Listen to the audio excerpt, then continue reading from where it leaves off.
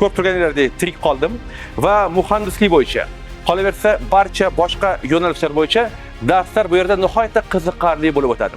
Muhandis D loyihasi bo'yicha maxsus darsliklarni hozir birgalikda tomosha qilamiz. Marhamat. Har bir mavzu bo'yicha biz bolalarga o'sha mavzu bilan birgalikda tajribalarni parallelni o'rgatamiz. Suyuq azotni harorati -196 bo'ladi. -196 bu juda ham sovuq havo.